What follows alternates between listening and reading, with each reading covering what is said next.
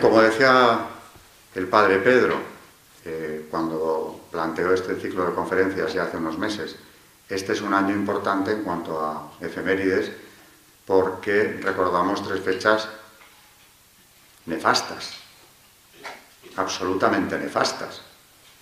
La más antigua, que es Lutero, ya la tocaré. Hoy he preferido empezar por la masonería. La siguiente fecha es esta. Ahora en junio se conmemoran los 3 siglos de esa actividad demoledora de la Iglesia Católica que ha sido la masonería, o la actividad masónica desde entonces. El comunismo viene a completar la tarea de descristianización de la sociedad occidental hasta llevarnos a la situación actual, que yo, para poderla definir, tomo una frase de Juan Pablo II en Evangelium Vitae, cuando habla del aborto, dice: ¿cómo es posible que hayamos llegado a semejante situación? Frase que me parece, esa pregunta retórica, verdaderamente admirable, porque es para preguntárselo frecuentemente.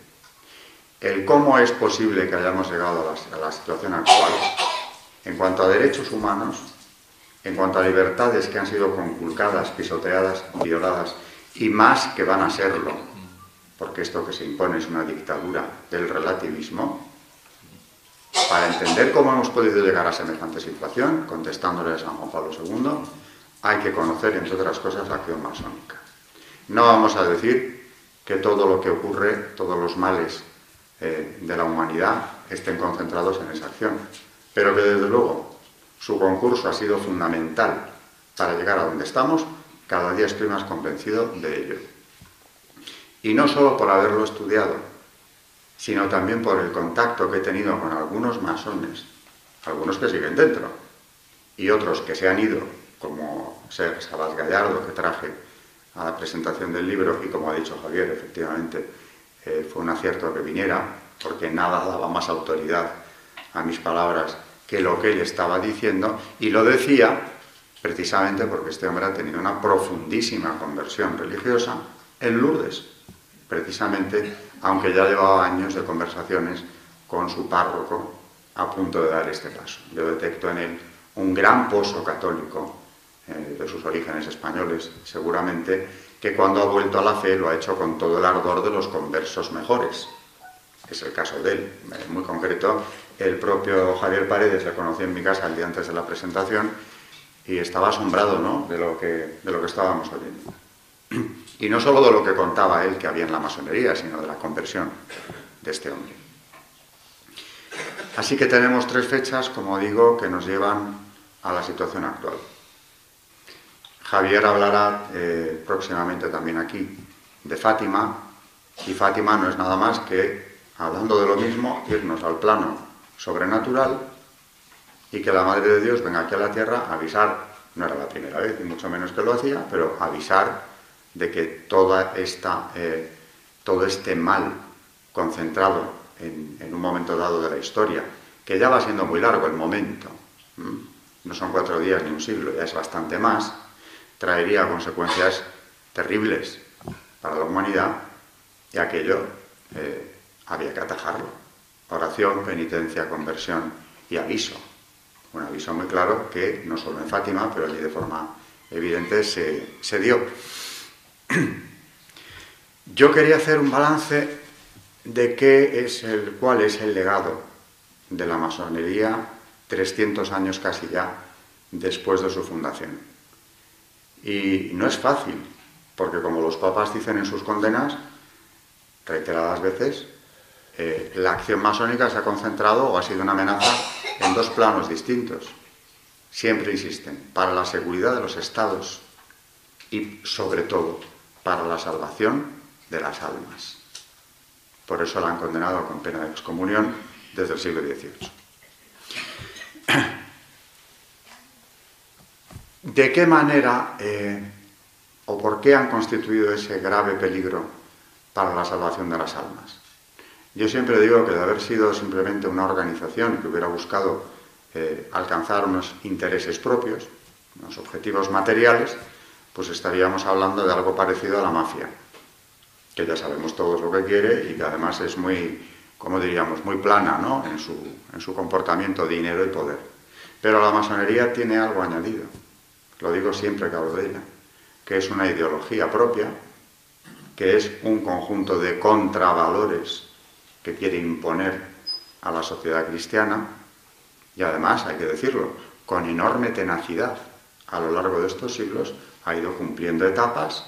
Cuando se le ha impedido, ha esperado el momento oportuno, como es el caso de España, donde fue legalizada en los años 70, ya en plena transición, y recuperó el tiempo perdido, ya lo creo que lo recuperó. A partir de entonces, infiltrándose en las instituciones, infiltrándose, por supuesto, en la política, medios de comunicación, y en todas las partes donde ha podido entrar, que son casi todas, por no decir que todas. El próximo mes de abril aprovecho para decir que he sido invitado al Parlamento Europeo a una cumbre para hablar de familia, precisamente familia y vida, cumbre curiosa esa, en la sede del Parlamento en Bruselas, precisamente por este tipo de denuncias, porque esto hay que llevarlo fuera. Y en cuanto me lo han propuesto, dije que sí, es algo que no dudé hacer en un primer momento. Y esto me consta que el conocer la acción masónica aclara mucho a muchas personas que han podido venir a mis seminarios o leer cualquiera de los buenos libros que hay sobre el tema, que no son tantos, porque especialistas en masonería hay poquísimos, y cada vez quedamos menos, porque muerto Ricardo de la Cierva, bueno, gracias a Dios, don Manuel Guerra va a publicar próximamente otro, que será ya el cuarto libro sobre masonería, pero quitándole a él en la actualidad, y ya poquísimos, aparte de quien les habla, que sigan denunciando esto. ¿Por qué, decía hace unos minutos, han tenido ese efecto devastador sobre la salvación de las almas? Pues yo, para poderlo explicar, les diré que viniendo hacia aquí he rezado la oración del Espíritu Santo, una preciosa oración que me pasaron hace poco, donde lo que se pide es que el Espíritu te ilumine para que digas lo que debas decir y cómo lo debas decir, y dónde debas decirlo. Bueno, pues lo he pedido, he entrado en misa y primera señal que me he encontrado, porque esta mañana yo soy profesor también de doctrina social de la Iglesia, aparte de historia, en clase casualmente. No es que tocara, es que es lo que ha salido a relucir. Pues les he leído a mis alumnos el Génesis, pero exactamente la lectura que se estaba haciendo aquí en la misa. Vaya, y como yo no creo en casualidades, y mucho menos de ese tipo, ¿no?, he pensado, yo creo que esto hay que traerlo aquí porque tiene mucho que ver con el origen de la masonería y tiene mucho que ver con la encíclica de León XIII.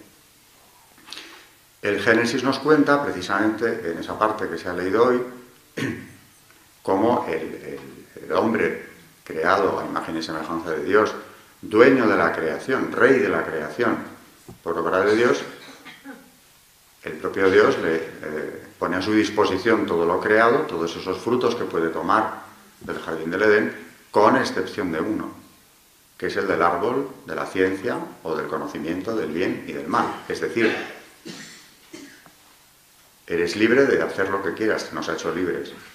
Eres libre de tomar lo que quieras de todo esto. De lo que no eres libre, o para lo que no tienes ninguna libertad, es para establecer, como si fueras Dios, dónde está el bien y dónde está el mal. Porque eso ya lo hizo Dios, y lo hizo de una vez. Y nos lo ha venido comunicando también sin cesar, a través de la Iglesia, de manera especial, desde que Cristo la fundó. ¿Y qué ha hecho la masonería? Pulverizar eso. Ya Lutero le dio un golpe a ese no comáis del fruto de la ciencia del bien y del mal, porque el libre examen de Lutero, ¿qué es? Pues exactamente eso, desprecio total del magisterio de la Iglesia, desprecio de la obra de los santos, clausura de los canales de la gracia a través de los sacramentos. El golpe fue terrible.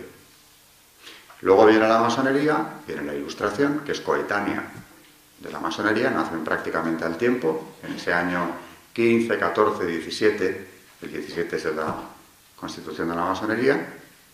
¿Y qué van imponiendo? Desde que están en el mundo, relativismo. El dogma que ha llegado a ser dogma del relativismo, que ya en virtud de ese dogma impuesto en Occidente, los católicos no podemos proclamar prácticamente ninguno de los verdaderos, porque eso nos puede llevar a la cárcel o recibir sanciones muy fuertes, porque estamos en una dictadura. Vuelvo a repetirlo, es en lo que estamos entrando y avanzando a pasos agigantados. Libertad de expresión, ninguna, ni de pensamiento, por supuesto. Libertad religiosa, de aquella manera. Y además han conseguido algo, establecer un conjunto de leyes que entran en conflicto abierto ya y violentamente contra la doctrina de la Iglesia, que naturalmente influyen en las generaciones más jóvenes e incluso en las de mi edad. Porque claro, el hombre tiende a creer o pensar que ley y justicia son equiparables. Sobre todo los jóvenes, los que han nacido ya con esto. Y no lo son en absoluto. Leyes injustas conocemos infinitos ejemplos que no voy a nombrar. Y la masonería nace relativista por el hecho de que son sincretistas. Monseñor Rabasi, desgraciadamente, y también le traje aquí a colación la última vez que estuve, en febrero ha hecho un año, publica una carta, un artículo, ¿no?, en Il Sole 24 Ore, tendiendo una mano a los masones como diciendo que había llegado la hora del diálogo. Yo ya le he contestado en el libro, y de palabra varias veces. Oiga, lo del diálogo no es que haya llegado, es que se ha sobrepasado hace mucho tiempo. Y usted lo sabe, porque diálogo hubo durante la friolera de 6 años entre la Conferencia Episcopal Alemana y la Gran Logia de Alemania. Y detrás estaba Doctrina de la Fe, que quería naturalmente esclarecer aquello, porque la confusión de los 60 y de los 70 había traído ya que algunas conferencias episcopales considerasen que quizá ciertas obediencias dentro de la masonería no tenían por qué ser incompatibles con la Iglesia Católica. Y los propios obispos alemanes, antes de que se definiera Juan Pablo II, que estaba a punto de hacerlo, por cierto, dijeron claramente en un documento que se publica en el Observatorio Romano: la masonería no ha cambiado, sigue siendo imposible la doble pertenencia. Bueno, pues todavía dentro de la Iglesia, de su gobierno incluso, nos encontramos, pues llegamos a ese extremo, con alguien como el Monseñor Rabasi, que habla de ese diálogo e incluso encuentra puntos en común. Porque dice que las constituciones de Anderson, el primer reglamento masónico, está redactado por un clérigo cristiano. Bueno, sí, sensacional.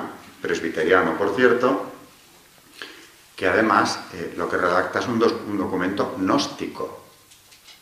Y también lo digo siempre, hablando de esto o de historia de la Iglesia. De todas las herejías, el gnosticismo es la peor, con enorme diferencia. Porque las demás se basan en el error y la soberbia de un heresiarca, como es el caso de Lutero, pero la gnosis no. La gnosis es una mentira elaborada a conciencia para engañar, que es lo que hicieron los autores de las constituciones de Anderson en 1723, 6 años después de la fundación de la masonería. Manejan, manipulan, cambian, cortan y pegan el Antiguo Testamento, a Cristo no se le menciona, por supuesto, y de ahí sale ese popurrí que dicen que te van a dar ellos, iniciándote en una logia de forma gradual hasta convertirte en el hombre perfecto, superior, la piedra cúbica. Ahí está el terrible engaño, ahí está la perdición de las almas, ahí está, naturalmente, todo ese conjunto de personas que han seguido comiendo con fruición del fruto prohibido hasta el día de hoy.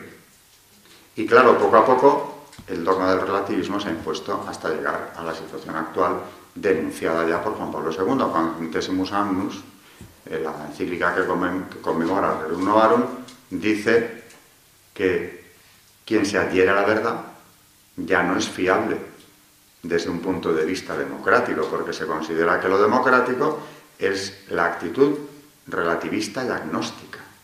Y no le faltaba razón, era eso ya lo que ocurría en el 91. Desde entonces, ¿para qué vamos a hablar? El daño a las almas ha sido irreparable, y yo en una ocasión, ya no recuerdo dónde, comentando que al final sabemos, también termina así mi libro, que la victoria es de Cristo y no hay discusión sobre ello, y que las puertas del infierno no prevalecerán, una señora muy agudamente me dijo: sí, sí, sí, pero ¿y todas las almas que se ha llevado el demonio mientras tanto? gracias a estos personajes, y me refiero a las efemérides del 17, a todas ellas. Bueno, pues el legado masónico, he dicho, se podría resumir en esa palabra. Dogma relativista, dictadura del relativismo, que es poner la mordaza a los cristianos, sobre todo a los católicos, para que no podamos decir en público jamás lo que queremos. Eso es el relativismo, en definitiva. Es el instrumento más inteligente que se puede diseñar, porque disfrazado de tolerancia, para lo que sirve es para establecer la intolerancia más brutal. Pero ese legado hay que comentarlo un poco. ¿Cuál era el proyecto de la masonería? Decía antes que al hacer el libro voy viendo o dándome cuenta mejor que nunca del hilo conductor que hay en ello. Y ya en el siglo XVIII los papas denuncian el peligro para las almas, pero me voy a ir ahora un momento a Humanum Genus, que como digo es imprescindible leerla, donde dice León XIII: y los frutos de la secta masónica son, además de dañosos, muy amargos, porque de los certísimos indicios antes mencionados resulta claro el último y principal de sus intentos, a saber, destruir hasta los fundamentos todo el orden religioso y civil establecido por el cristianismo y levantar a su manera otro nuevo con fundamentos y leyes sacadas de la entraña del naturalismo.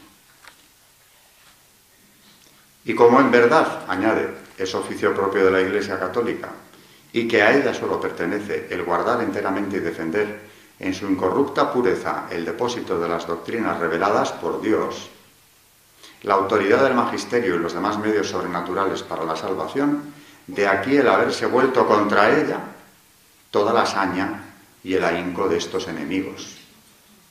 No ha sido un ataque casual contra la Iglesia Católica. Aquí lo acaba de resumir León XIII de forma admirable. ¿Cómo se desmontaba la sociedad cristiana? Digo que ya bien dañada estaba desde el siglo XVI, pero en el XVIII, cuando ellos aparecen, aún quedaba una Europa de una solidez en la fe verdaderamente asombrosa, de una unanimidad en la fe del pueblo tan grande que había que actuar de otra manera. Estoy hablando ya para los países católicos.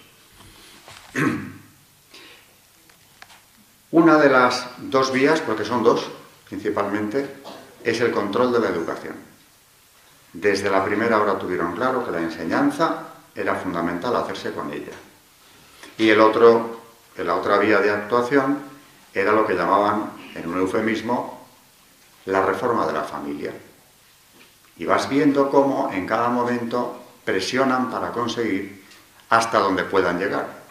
Por ejemplo, en el XIX presionaban lo posible para conseguir el divorcio, porque otra cosa era inimaginable.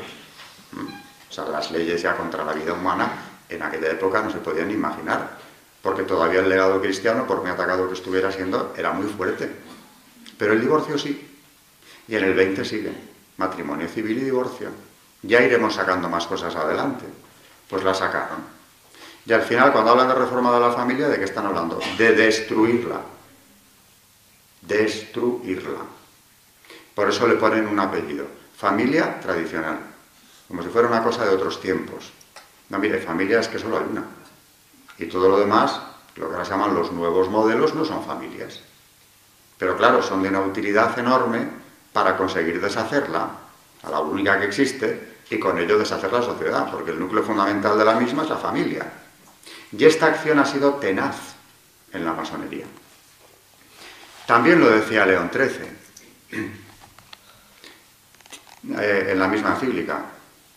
También tiene puesta la mira con suma conspiración de voluntades la secta de los masones en arrebatar para sí la educación de los jóvenes. Ven cuán fácilmente pueden amoldar a su capricho esta edad tierna y flexible y torcerla hacia donde quieran, y nada más oportuno para lograr que se forme así una generación de ciudadanos tal cual ellos se la forjan.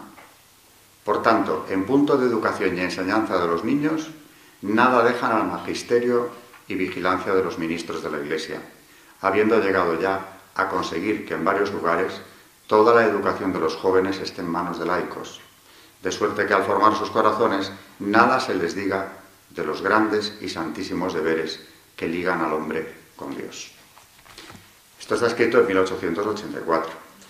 El contexto histórico nos lleva, a mí esto me he dado cuenta, como digo, mucho más al ponerlo junto, a la Tercera República Francesa, donde masones como Gambetta o Ferry habían conseguido extirpar a la Iglesia de la enseñanza y perseguirla cuanto les fue posible. Miles de clérigos exclaustrados y expulsados del país, que buscaron refugio en España, por cierto, con frecuencia, para encontrarse con que sus hermanos, los de los masones, el Partido Liberal Español, que es un partido de la masonería durante todo el siglo XIX y el XX también, les saca adelante la ley del candado para que no se instalen los que vienen huyendo de la misma persecución masónica en Francia. Con poco éxito, porque España no era Francia, no era la Francia de la Tercera República en ese año 1912, que luego sí iba a ser lo mismo con la Segunda República Española. Pero el conseguir esa enseñanza laica, como dice el Papa, para que los jóvenes ni siquiera oigan hablar de los deberes que tienen con Dios, era ya una realidad en algunos sitios. Y en España se estaba intentando desde hacía mucho tiempo, no era ninguna novedad. Por ejemplo, la mal llamada gloriosa, la revolución de 1868 que expulsó a Isabel II, es una conspiración masónica, absolutamente toda ella masónica, desde Serrano hasta Sagasta, que además es el único presidente del gobierno que ha reconocido en las Cortes que era masón, no por gusto, sino porque le acorraló Vázquez de Mella y le sacó el reconocimiento, que no me resisto a contar la anécdota porque es muy buena. Cuando Vázquez de Mella le dice en las Cortes, dígalo, si es usted masón, dígalo. Hombre, es que hay que saberlo. Porque claro, como dijeron también los diputados laboristas ingleses en 1985, es que eso interfiere en nuestras carreras. Y ustedes tienen otras obediencias y otros contactos con lo que promocionan de otra forma, pero es que además tienen otras obediencias y otros intereses que no coinciden por lo normal con los del Estado. O sea que dígalo. Y dice Sagasta, claro, no podía negarlo, lo he sido. Pero al ver la insistencia de los papas en condenar a esta secta, lo dejé. Hombre, ha necesitado usted una insistencia terrible de los papas, porque usted conoce todas las condenas desde que usted entró ahí dentro hasta la fecha. Y dice el diario de sesiones de las Cortes, porque esto se puede ver en él. Risas de los señores diputados. Al oírlo lo dejé ante la insistencia de los papas. Pero, hombre, si le importaba un bledo al señor Sagasta la insistencia de los papas en cualquier materia. Luego es verdad que pasó a ser masón durmiente, pero como durmiente tuvo mayor actividad que nunca. O sea que tampoco aquí al otro lado del Pirineo faltaban precisamente políticos dispuestos a hacer la misma política que Ferri o Gambetta. Decía que la gloriosa es obra de estos hermanos de la masonería, destacando, he dicho a dos, Serrano y Sagasta, pero Ruiz Zorrilla está de por medio y absolutamente la casi total mayoría PRIM. ¿Para qué vamos a hablar de eso? En fin, todos están perfectamente documentados con sus nombres simbólicos y las logias a las que pertenecieron y los cargos que ostentaron. Sagasta en concreto fue gran maestre del Gran Oriente Español, no cualquier cosa, y grado 33, como Ruiz Zorrilla también. Esa es la gloriosa, y por eso la gloriosa se va a lanzar sobre la Iglesia en cuanto tome el poder. Y lo que viene a partir de ahí, 1868, en lo que se llama años de democracia, que es la Primera República, con todo el caos que trajo, en fin, todos esos años trágicos que acaban con la Restauración, traen una nueva persecución muy violenta que conoce perfectamente Javier Paredes, porque como especialista que es en eso, desamortización, persecución religiosa en el 19 y el caso concreto de Sor Patrocinio, ella misma tiene que salir huyendo de España, pero porque el arzobispo de Toledo le dice que se ponga a salvo, peligraba su vida, y esa es la gloriosa. Bueno, pues Serrano, que como he dicho perteneció a la masonería, en cambio tenía todavía algún reparo que le honra, porque cuando iba a tomar posesión del grado de caballero K2, que es caballero santo en la masonería, se negó a pisar y escupir el crucifijo, para asombro del Areópago. Y cuenta Mariano Tirado Rojas, masón arrepentido también él, que claro, domina toda la masonería del 19, porque es que la conoció desde dentro, dice al respecto, que claro, ante esto el estupor de los masones que le tienen que recibir en ese grado es grande porque no saben qué hacer. Si no cumple el ritual, no puede ser caballero K2. Y el ritual era tan claro como eso, que se sigue practicando. Y tengo la constancia de que se sigue practicando. Dice así Tirado Rojas: los miembros del Areópago quisieron llevar las cosas hasta el fin, pero al presentar el general Serrano el crucifijo para que lo escupiera y pisoteara, según acostumbran a verificarlo en sus recepciones secretas los templarios, que es una de las obediencias masónicas llamadas así, porque quieren enlazar con los templarios, el duque de la Torre se negó a ello resueltamente y declaró que si era necesario perdería la vida antes de prestarse a semejante profanación. Ahí viene el dilema. ¿Qué hacemos con él? Y añade Tirado Rojas, que conocía a sus hermanos perfectamente: tratándose de un masón oscuro, el problema no ofrecía dificultad. Con suprimirle si era preciso, o intimidarle hasta el punto de asegurarse su silencio, el asunto quedaba terminado. Pero suprimir a todo un regente del reino ofrecía no pocas dificultades. Y en cuanto a intimidarle, la cosa no parecía tampoco fácil, pues una vez fuera del local de la logia le sobraban al general Serrano elementos para pulverizar a sus intimidadores. Y de aquí la astucia de la secta. Se convino, después de maduras reflexiones, en hacer creer al duque de la Torre que lo del crucifijo era solamente una prueba para aquilatar su valor y serenidad. Y después de felicitarle por ambas cualidades, conferirle el grado 30 de K2, suprimiendo las demás formalidades como así se verificó. Es decir, ¿que no pisa el crucifijo? Pues con este pocas bromas, dado quién es. Vamos a decir que era simplemente una prueba. Ha demostrado la templanza que tiene, pues ya es caballero K2. O sea que, llegado el momento, pueden recoger velas sin ningún inconveniente. Les interesaba que estuviese dentro Serrano, bueno, dentro de ese grado. Y entró. ¿Qué ocurrió con la gloriosa? Pues que al mes de haber triunfado, en octubre del 68, el Supremo Consejo del grado 33, es decir, prácticamente el órgano rector de la masonería, le hace llegar al nuevo gobierno una serie de peticiones muy características. Nuevo gobierno que era de ellos, por otro lado. ¿Y qué le piden? Casualmente, la supresión de las órdenes religiosas, la imposición de la escuela laica, enlazando con León XIII, que muy pocos años más tarde habla de esto también, la secularización de los cementerios. Con eso de la secularización de los cementerios tienen una fijación verdaderamente terrorífica, porque mejor no ponerse a pensar por qué les preocupa tanto eso.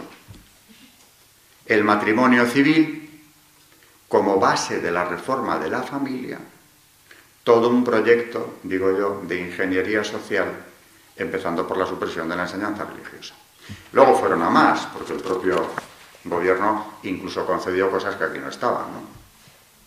Como la clausura de las cátedras de teología, que no se conociera ni siquiera Dios.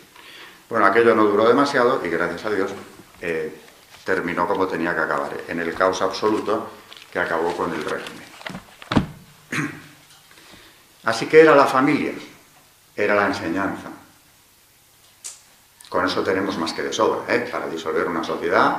Si te cargas a la familia y a los niños los instruyes en estos principios anticristianos, ya te queda poquísimo por hacer. Después de eso, ¿qué? Pues el caos, claro, el caos diabólico, porque quien está detrás de todo esto es el demonio. Y dando un paso más, pues ya en el siglo XX se van legalizando situaciones tan inconcebibles, eso sí que es comer del fruto prohibido, ¿no? Como toda la legislación en contra de la vida humana. Empieza la ley del aborto, concretamente yo me ocupo en mi libro de la ley en Francia, la llamada ley Veil, porque fue esa ministra, Simone Veil, quien la sacó adelante, y resulta que casualmente, entre comillas la palabra, en el gabinete de la ministra estaba el doctor Pierre Simon, que no era cualquier masón, sino el gran maestro de la Gran Logia, que la asesoraba. Y publica, porque este hombre era bastante deslenguado, o muy rápido en escribir, publica un libro poco después llamado, aquí se ve el retorcimiento, al que pueden llegar con el lenguaje, La vida ante todo. La vida ante todo. Y dices, pero ¿y esto? A ver qué nos dice este señor en este libro. Y dice en el mismo, amar verdaderamente la vida, respetarla, implica muchas veces el deber y la valentía de rechazarla. El nacimiento de un niño que sea anormal sin remedio posible, pone entre comillas, dejar morir. ¿No es acaso preservar la vida? Hombre, si ese es su concepto de la vida, le contesta muy poco después el cardenal Ratzinger. Y dice, es impresionante, lo publico también, leer algunas afirmaciones de un médico francés que ha sido gran maestro de la Gran Logia Masónica de Francia, no da el nombre pero ya no hacía ninguna falta, que preanuncian una medicina concebida como proyecto de cambio de la vida del hombre. Si la gran victoria de la medicina en el pasado, dice el doctor Simón, fue la de hacer retroceder la muerte, bueno, esto que leo es del doctor Simón, pero citado por el cardenal Ratzinger, que estaba horrorizado ante este texto, ¿no? La segunda victoria, sigue diciendo el doctor, será la de cambiar la noción misma de vida. Cambiar la noción de vida. La vida humana pierde hoy el carácter absoluto que tenía en el Génesis. Por Dios, qué cosa tan antigua. O en Aristóteles, o en Buffon. Para ser un concepto que se modela y desarrolla conforme a las leyes, a las ideas, al conocimiento. La vida es lo que hacen los vivientes. O sea, él podía haber hecho aquí la buena vida, por eso vamos a matar al subnormal, que nos la va a complicar bastante. La vida es lo que hacen los vivientes, es la cultura la que lo determina. Y nosotros somos muy conscientes de que esta batalla no es solamente técnica, sino más bien filosófica. La vida como material. Este es el principio de nuestra lucha. La vida como material. Esto es lo que subraya el cardenal Ratzinger, diciendo, cuidado con lo que se viene encima.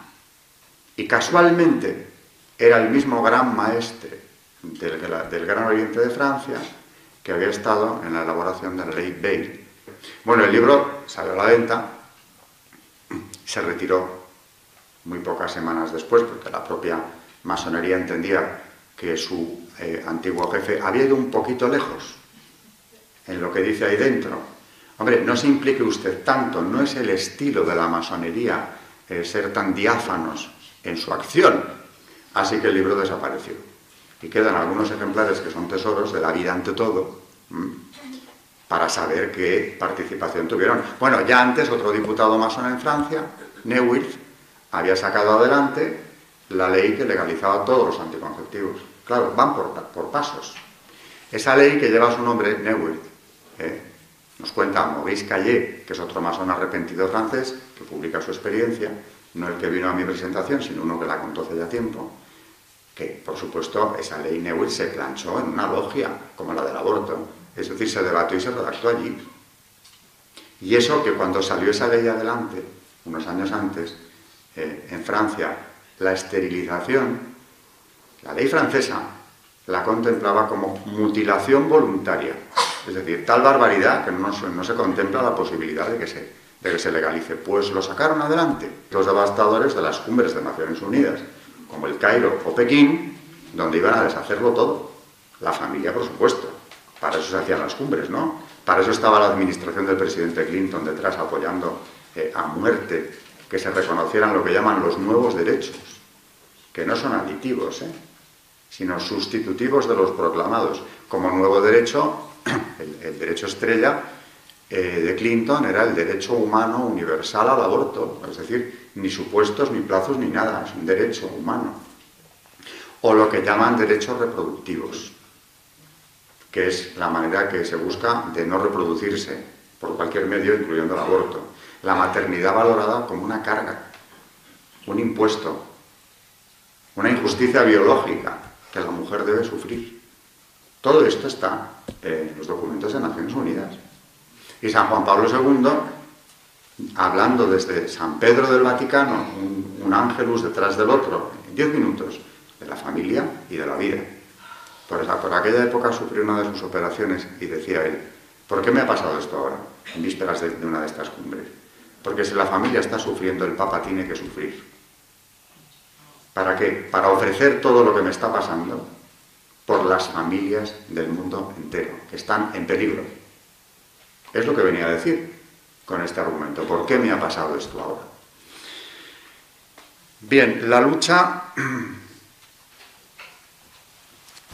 no va a terminar. Es más, llevan mucho tiempo afianzándose en esta destrucción de la sociedad. Podríamos seguir en esta línea viendo la legislación que han ido propiciando pues desde que están ahí, pero quedémonos con este concepto. La enseñanza secuestrada, ese es un criterio de ellos desde el primer momento de la fundación, esa preciosa conmemoración que tenemos por delante en junio, y luego, claro, la destrucción de la familia. Y después, ¿qué viene? Cuidado, la vida. Y cuando ya han matado al niño, al inocente, como decía Juan Pablo II, porque el debate de la pena de muerte era otra cosa, él hablaba del inocente, y dice en Evangelium Vitae, cuando se pregunta aquello de cómo hemos podido llegar a esto, dice, lo que antes era un crimen se convierte en un derecho. Utiliza estas palabras, el delito convertido en derecho. Y quienes más obligación tienen de cuidar por el inocente son quienes le matan. Porque ese es un agravante en derecho clarísimo. Y se pregunta, claro, ¿cómo hemos podido llegar hasta esto? Y dice, detrás de toda violencia, explica él mismo, está la lógica del maligno. Esto es del demonio, al que se sirve en la masonería. Serge Sabat Gallardo, el último libro que ha publicado en Francia, no se ha traducido al español aún, ese libro se titula Serví a Lucifer sin saberlo. Y lo que contó en la presentación de mi libro, porque me preguntó muy amablemente, ¿en qué quieres que me centre? Digo, pues en esto. Porque yo el día que le conocí, hace 2 años, le dije, antes de empezar a comer, ¿en qué grado supiste que servíais al demonio? Me lo acababan de presentar. Y me contestó, después de pensarlo un poco, pues realmente en el primer grado. Él pertenecía a una obediencia llamada derecho humano, que es de las más expresamente luciferinas. Así que en el primer grado. Y cuando le preguntó a su maestro que por qué hacían aquello, contestó el maestro, no te preocupes, se hace una vez al año. Y es simbólico. Pero claro, eso era el grado primero. Luego ya fue viendo más cosas que nos contó allí. La representación diabólica es constante, el culto a Lucifer es constante, en los grados más o menos encubierto. Esto es lo que decía el arzobispo de Canterbury en 1987, cuando hablaba de una masonería blasfema y pagana, estaba refiriéndose a lo que se esconde detrás de los rituales. Y finalmente, ¿a quién se da culto?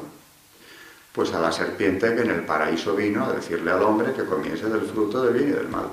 Y eso lo cuento a menudo y voy a terminar con ello. Me lo dijo a mí un chico muy joven que venía a pedirme una tutoría para hablar del tema. Lo cuento mucho, es posible que incluso aquí lo haya dicho, pero es impresionante. Cuando le empecé a hablar de este asunto, de lo que hay de verdad, de lo más fuerte que hay dentro, me dijo, eso ya me lo sé. Me lo contó mi abuelo, que era un grado 33. La serpiente es quien trajo el conocimiento al hombre en el paraíso. Y Dios los castigó a los dos. Al hombre y a la serpiente, que es nuestra aliada, porque nos trae la sabiduría. Esa es la versión que el abuelo le había contado al nieto cuando estaba intentando meterle ahí dentro. Así que cuando decimos ya algunos muy claramente que se sirve al demonio allí dentro, es porque se le sirve de forma muy expresa en algunos rituales como este de Serrano, que no quiso pisar el crucifijo, o de forma tácita cuando se sacan adelante leyes que van contra el hombre con todo el odio satánico que hay en ellas. Odio al hombre. Y ya está. Eso es lo que vamos a conmemorar ahora. Este es el legado de la masonería. Voy a acabar con un apunte último, aparte de decir, como siempre digo en el libro, que la victoria final no es de los enemigos de Cristo, sino muy al contrario. También hay que decir que dentro de la masonería, el otro día en la presentación había un masón que estaba verdaderamente horrorizado y no negaba nada. Pero comentó, yo no era consciente de todo esto. Lo curioso es que no lo negaba, pero estaba espantado de lo que se le había puesto delante de los ojos de golpe. Porque hoy con el relativismo y la confusión que imperan, ¿cuánta gente de buena fe no se plantea si no entra ahí dentro? Si total. Bueno, esa es una ignorancia culpable, porque la última condena del Papa, de Juan Pablo II, la Quasi Tum Est del 83, no ha sido derogada nunca, aunque ya se lo han pedido al Papa actual. Un masón, Jean-Claude Gargantini, le ha pedido que desaparezca esa condena, en aras a un diálogo, a una concordia final que tiene que llegar. O sea que la fijación grande es que la Iglesia no lo condena. Es impresionante el interés que tienen en eso. Pero eso sigue en pie. Hagan lo que hagan, eso sigue en pie. Pero es que aunque se derogase, es tan incompatible, es tal el cúmulo de documentos sobre el tema, que aún así sería de no creer que se declarase la compatibilidad.